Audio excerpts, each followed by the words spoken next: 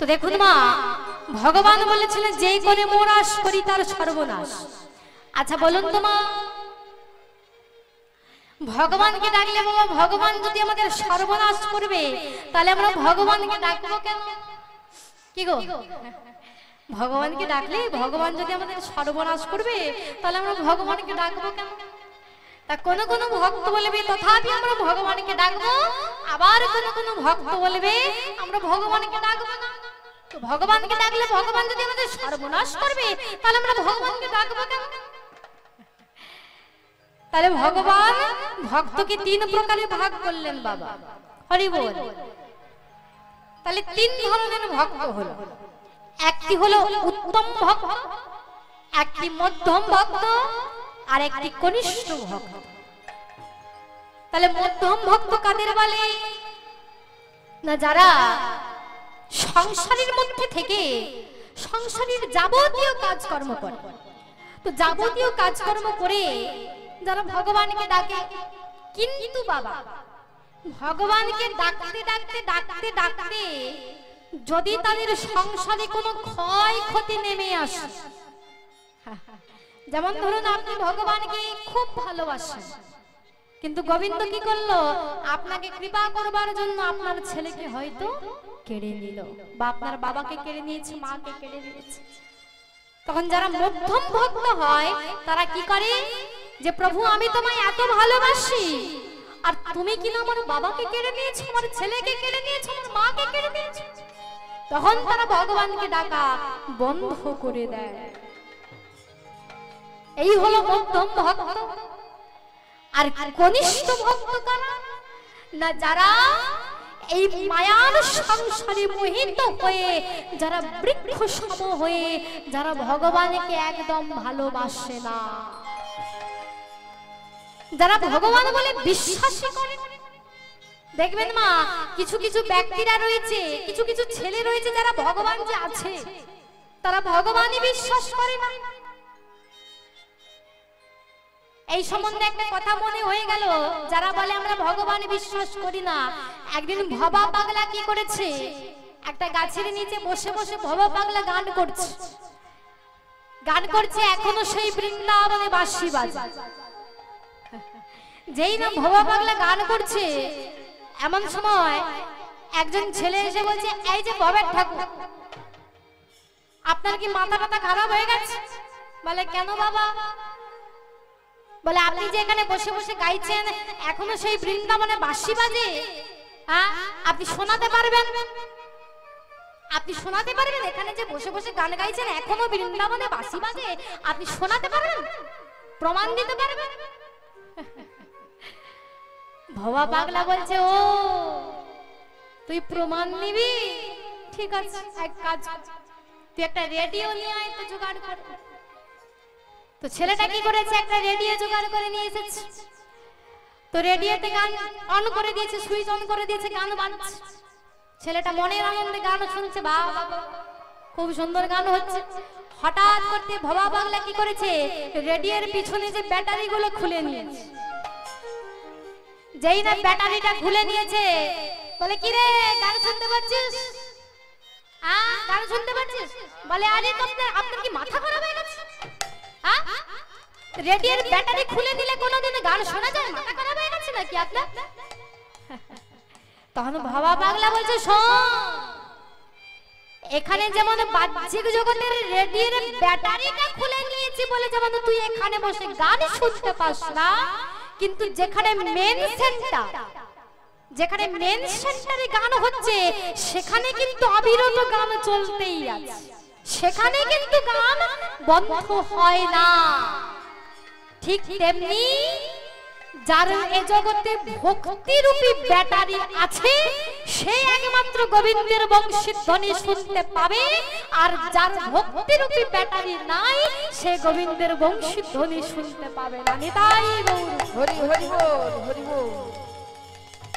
তাহলে মাগো, তাহলে ভগবানকে আমরা বিশ্বাস করব, ভগবানকে কাছে পাবো কি করলে? একমাত্র ভক্তি দিয়েই তাকে ভালোবাসতে হবে। কারণ ভক্তি যার কৃষ্ণ তার সর্বশাস্ত্রে কয়, ভক্তি না থাকলে কৃষ্ণ দেখিলে কি হয়। আপনার মনের মধ্যে যদি ভক্তি যদি থাকে আপনি গোবিন্দকে দেখতে পাবেন, আর যদি ভক্তি না থাকে গোবিন্দকে কোনোদিন দেখতে পাবেন। দেখবেন বাবা, মনে করবেন আপনি যদি আপনার ভক্তি ভরে যদি গোবিন্দকে যদি ক্ষুদন্ন যদি আপনি সেবা দেন, গোবিন্দ সেটাও গ্রহণ করবে। রাজভোগ দিলেও কিন্তু গোবিন্দ সেবা করবে না যদি তার সঙ্গে ভক্তি যদি মিশ্রিত না থাকে গো বাবা। এই যে ঐশ্বর্য, টাকা পয়সা, গাড়ি বাড়ি, এত কিছু ব্যাংক ব্যালেন্স যদি আমাদের থাকে, আমরা কি গোবিন্দকে পাবো না? তথাপিও পাবে না। যত টাকা পয়সা গাড়ি বাড়ি তোমার থাকুক না কেন, তোমার অন্তরে যদি শুদ্ধ কৃষ্ণ প্রেম ভক্তি যদি না থাকে, তুমি গোবিন্দকে কোনোদিন পাবে কেন না? ঐশ্বর্যে মেলে না কৃষ্ণ, মেলে ভক্তি জ্ঞানে। ঐশ্বর্যে যদি মিলিত কৃষ্ণ, তাহলে পেত না বিদুর, পেত রাজা দুর্যোধনে। ঐশ্বর্যে কোনোদিন তাকে পাওয়া যায় না। ঐশ্বর্য যদি তাকে পাওয়া যেত, তাহলে যে ওই দুর্যোধন কি, তাই তো সোনা দানা টাকা পয়সা এত কিছু রয়েছে, সেই দুর্যোধন তো পেত গোবিন্দ। কিন্তু না, দুর্যোধন পায়নি, পেয়েছিল কে? বিদুর। বিদুরের স্ত্রী পরাশরী দেবী, সে গোবিন্দকে ভালোবেসেছিল আর ভক্তির জোরে ভগবান তার কাছে নেমে এসেছিল বাবা। এতটাই গরিব বিদুর, তারা দুজনে দুমুঠো ভালো মন্দ খেতে পারে না গো মা, এতটাই গরিব। একদিন কৃষ্ণ কি করেছে, ওই বিদুরের ঘরে এসেছে, আর বিদুরের ঘরে এসে পরাশরী দেবীকে ডেকে বলছে, মা মা, ও মা। যেই না মামা বলে ডেকেছে, পরাশরী দেবী মনে মনে চিন্তা করলো, এটা এটা কৃষ্ণের কণ্ঠস্বর না? আমার বাড়িতে কৃষ্ণ এসেছে। সঙ্গে সঙ্গে পরাশরী দেবী কি করেছে, একটাই মাত্র কাপড় গো মা, কাপড়টাকে কোন প্রকারে জড়িয়েছে গায়ে, আর জড়িয়ে ধরে জড়িয়ে কি করেছে, কৃষ্ণের কাছে গিয়েছে, আর কপাটটা খুলে দিয়ে দেখতে পেল কৃষ্ণকে। কৃষ্ণ, কৃষ্ণ এসেছিস, আয় আয় বাবা আয়। কিন্তু কৃষ্ণ রে, তুই যে আমার বাড়িতে এসেছিস বাবা, তোকে তোকে আমি কোথায় বসতে দেবো বলতে পারিস? তোর এই গরিব পিসিমার ঘরে যে কিছুই নাই রে কৃষ্ণ, তোকে আমি কোথায় বসতে দেব? এই কৃষ্ণ আয়, আমার আমার কোলের মধ্যে এসে বস কৃষ্ণ। যেই না কোলের মধ্যে বসেছে, কৃষ্ণ বলছে, ও পিসিমা, পিসিমা আমায় বড্ড ক্ষুধা লেগেছে, তুমি আমায় কিছু কিছু খেতে দাও না। কৃষ্ণ, তুই এমন সময় আমার বাড়িতে এসেছিস, কিন্তু দেখ বাবা, আমার বাড়িতে কিছুই নয়। কত ভক্ত কত জন তোকে ভালো মন্দ করে খেতে দেয়, কিন্তু কিন্তু দেখ আমার যে কিছু নাই, আমি যে তোকে সেবা দেবো কিছুই নাই। কি সেবা দেবো তোকে বলতে পারিস? কৃষ্ণ বলছে, কেন পিসিমা, আমি রাস্তা দিয়ে আসবার সময় দেখে এলাম তোমার ঘরের পিছনে যে কলা গাছ রয়েছে, ওই কলা গাছে কত সুন্দর সুন্দর কলাগুলো পেকে রয়েছে, দাও দাও ওই কলাটা আমায় সেবা দাও। তুমি তো জানো যে আমি কলা খেতে খুব ভালোবাসি, দাও দাও পিসিমা আমায় কলা সেবা দাও। যেই না বলেছে, পরাশরী দেবী মনে মনে চিন্তা করছে, আমি কালকে দেখলাম যে বৃক্ষে যে কলাগুলো রয়েছে, কলাগুলো কাঁচা অবস্থায় রয়েছে, কিন্তু আজকে হঠাৎ কলাগুলো পেকে গেল কিভাবে? ওমা, শুধু মানুষরা তারাই কি শুধু গোবিন্দের কৃপা পাবে?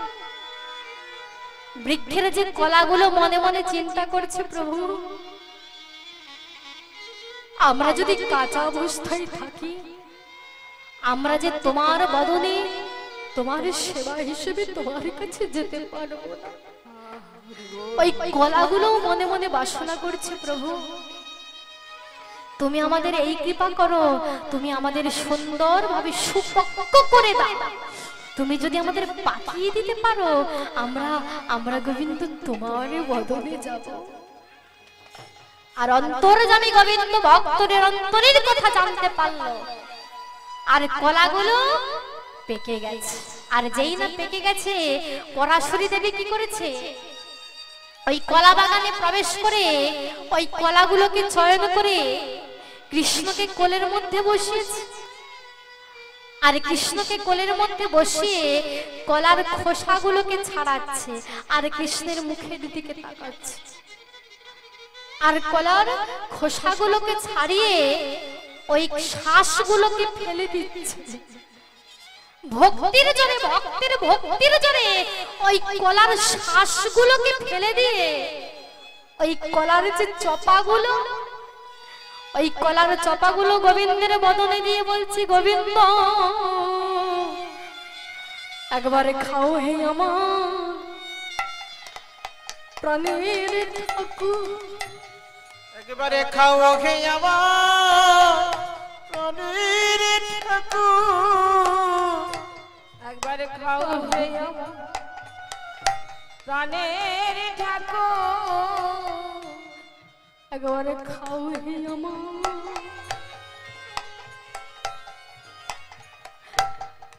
প্রাণের ঠাকুর,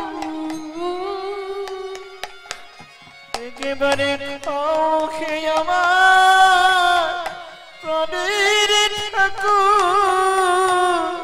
প্রভু তুমি যা দিয়েছ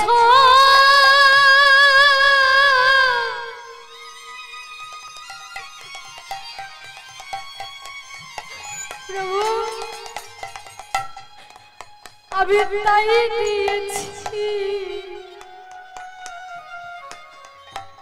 একবারে খাও হে আমার প্রাণের ঠাকুর, তুমি যা দিয়েছ তাই দিয়েছি। একবার খাও হে আমার প্রাণের ঠাকুর, তুমি যা দিয়েছ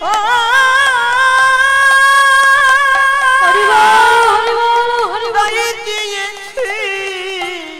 খাও হে আমার প্রাণের ঠাকুর। দেখুন বাবা, আচ্ছা বলুন তো বাবা, আমাদেরকে যদি কোনো ব্যক্তি ওই কলাটাকে ফেলে দিয়ে যদি কলার ওই খোসাগুলো যদি আমাদেরকে দিয়ে বলে খাও তো বাবা, কি গো আমরা তো মানুষ, আমরা খেতে পারবো? ওই কলার খোসা আমরা খেতে পারবো? সঙ্গে সঙ্গে আমরা ভুলটা ধরে দেবো, এই তুই কলার শ্বাসগুলো ফেলে দিয়ে তুই আমাকে চপা দিচ্ছিস।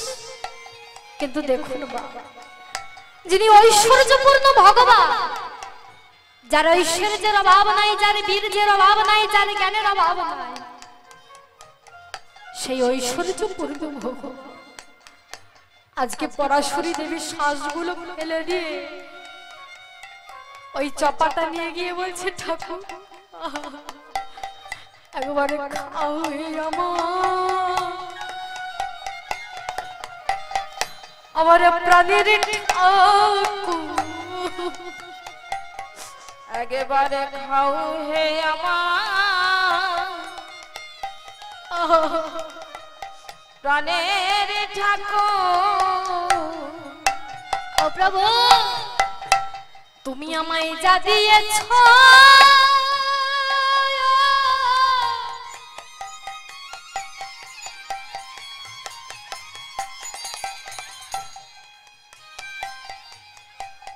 তুমি যা দিয়েছ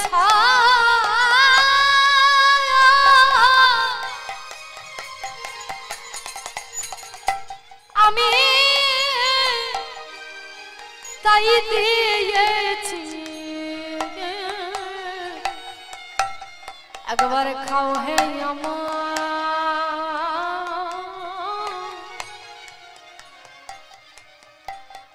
আমার প্রাণের ঠাকুর তুমি জ্বলিয়েছো তাই হরি হরি বল হরি বল। আমি তাই দিয়েছি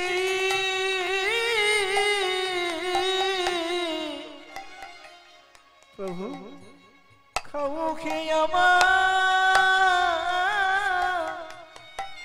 গো প্রাণের ঠাকুর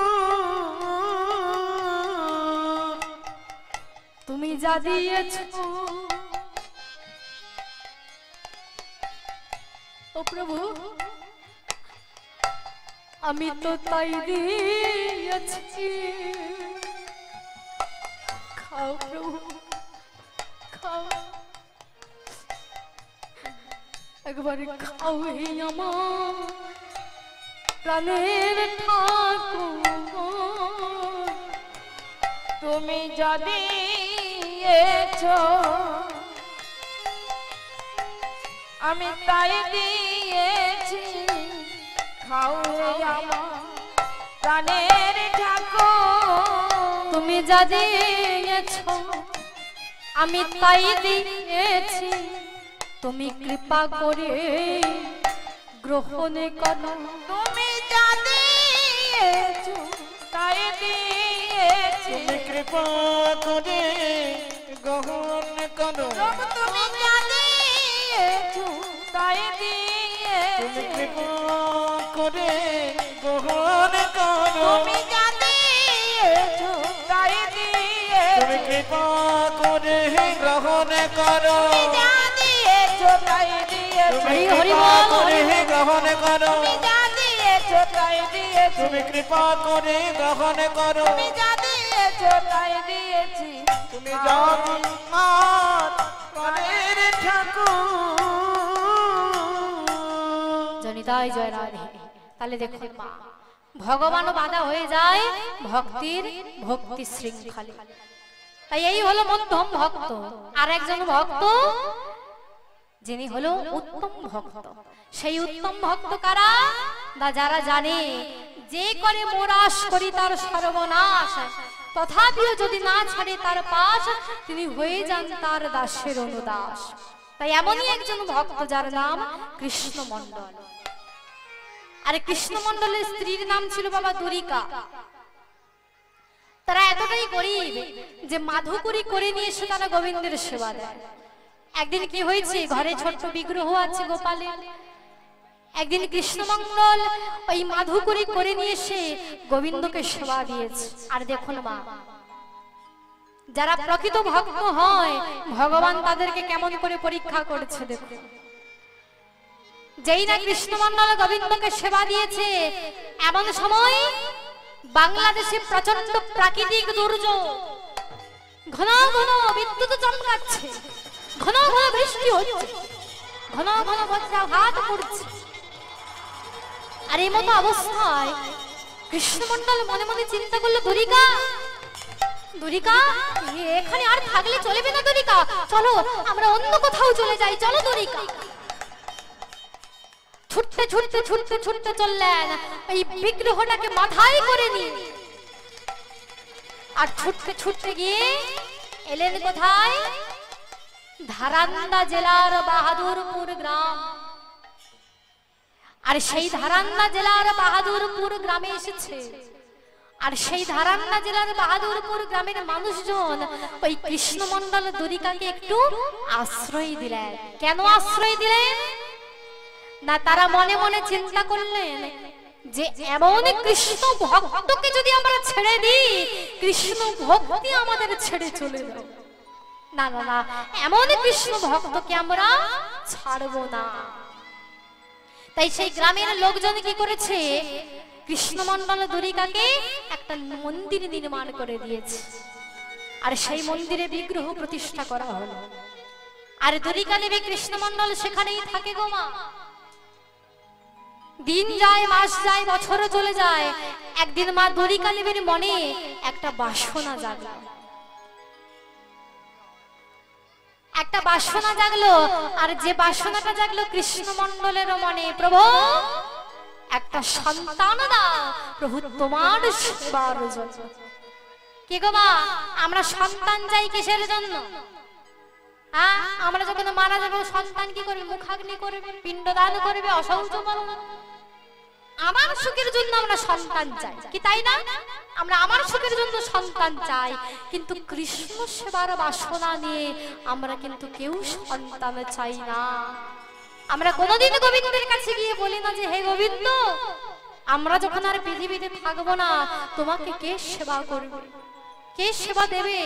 তাই যদি আমার ছোট্ট সন্তান থাকে তোমাকে দেখবে, এই বলে আমরা কেউ সন্তান চাই গোবিন্দের কাছে না। এই জন্য সন্তান চাই, আমার সুখের জন্য সন্তান চাই। কিন্তু দুরিকালেবী গোবিন্দের কাছে সন্তান চাইল, প্রভু তুমি একটা সন্তান দাও প্রভু তোমার সেবার জন্য। কিন্তু দেখুন মা, ভগবান তাদেরকে একটি সন্তান দিলেন, কিন্তু গোবিন্দ তাদের কৃপা কেমন ভাবে পরীক্ষা করেছে দেখুন বাবা। ওই যে একটু আগে বললাম, যে করে মোরাস করে তার সর্বনাশ, কেমন ভাবে ভগবান পরীক্ষা করছে। যেই না দুরিকালেবী সন্তান চাইলেন, গোবিন্দ কৃপা করে তাদেরকে একটি সন্তান দিলেন। কিন্তু দেখতে দেখতে দেখতে দেখতে সন্তানটি যেই না 7 দিনের হয়েছে, সন্তানটি মারা গেল। যেই না সন্তান মারা গেছে, কৃষ্ণমণ্ডল সন্তানটিকে কোলের মধ্যে নিয়ে গোবিন্দের কাছে গিয়ে বলছে, গোবিন্দ তুমি আমাদের সন্তান দিলে, কিন্তু সন্তানটি 7 দিন হতে না হতে সন্তানটিকে তুমি আমার কেড়ে নিলে।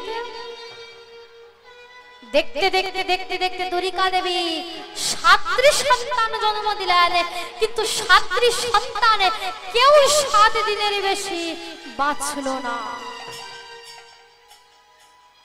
আর যেই না 7 দিনের বেশি কেউ বাঁচল না, সন্তানগুলিকে নিয়ে গিয়ে গোবিন্দের কাছে গিয়ে বলছে, গোবিন্দ দিলে যদি পুত্র মোরে, তবে কেন কেড়ে দিলে? বুঝিতে পারি না আমি কেন এত দুঃখ দাও, মনের বেদনা আমি বুঝিতে পারি না। এই মনের বেদনা প্রভু আমি বুঝিতে পারি না। আমার মনের বেদনা ও প্রভু আমি বুঝিতে পারি না। দেবা তুমি বলে দাও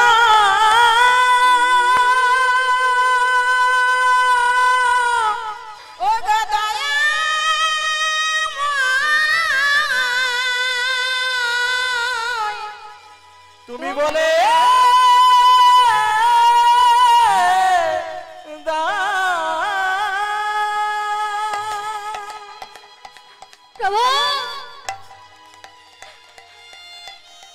যদি একটি সন্তান দিলে তবে কেন ছেড়ে দিলে? দেখতে দেখতে দেখতে দেখতে সন্তানগুলোকে নিয়ে সমাধি দিলেন। কৃষ্ণমণ্ডল দ্বারিকা দেবী যেই না শয়ন করেছে, রাত্রিবেলায় স্বপ্নের মধ্যে গোবিন্দ বলল, কৃষ্ণমণ্ডল দ্বারিকা তোরা যে বড় অভিমানী রে, সন্তানগুলিকে আমার মন্দিরের সামনে সমাধি দিলে। আমি যে তোদের পরীক্ষা করেছিলাম, আমি জানতে চেয়েছিলাম যে তোরা আমায় কতটা ভালোবাসিস।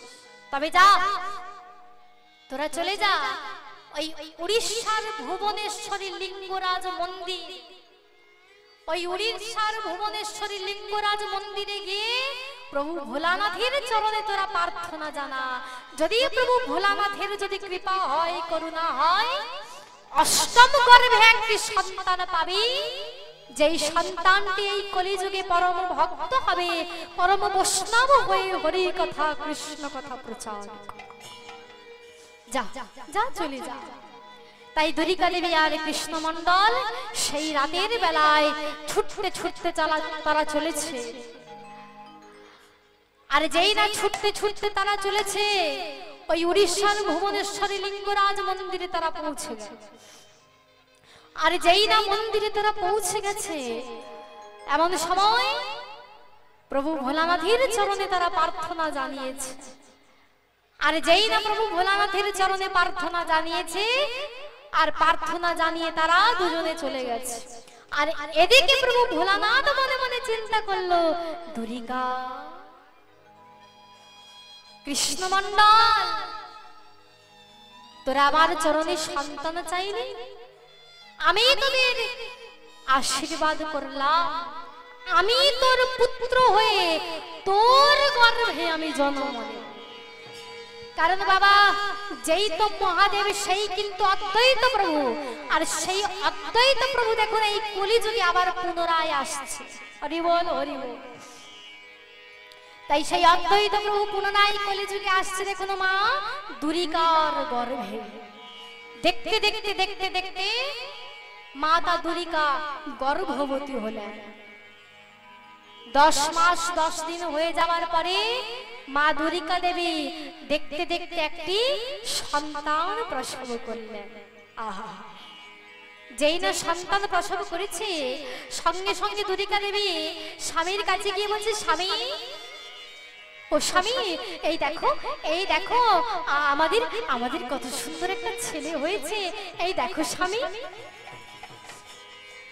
সঙ্গে সঙ্গে কৃষ্ণমণ্ডল মনে মনে চিন্তা করলো যে এর আগে আমার যতগুলো সন্তান হয়েছে কেউ তো বাঁচেনি, তাই এই সন্তানের জন্য যদি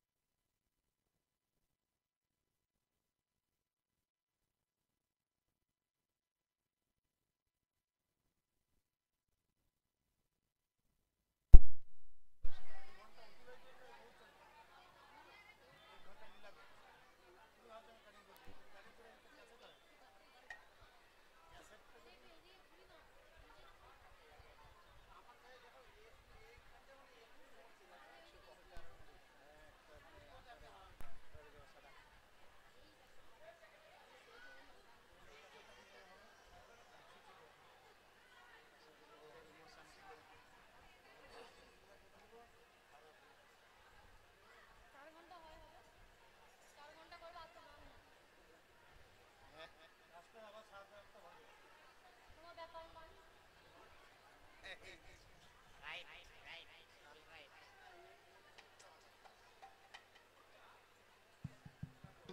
রাধে রাধে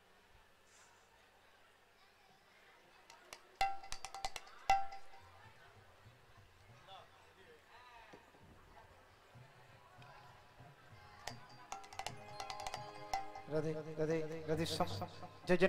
জয় রাধে রাধে রাধে রাধে রাধে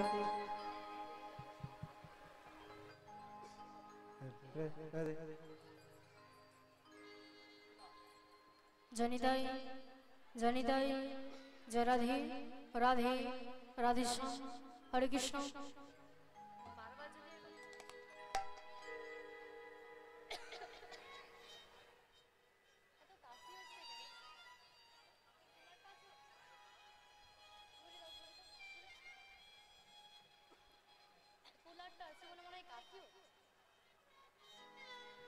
জনিতাই জয় রাধে রাধে রাধে রাধে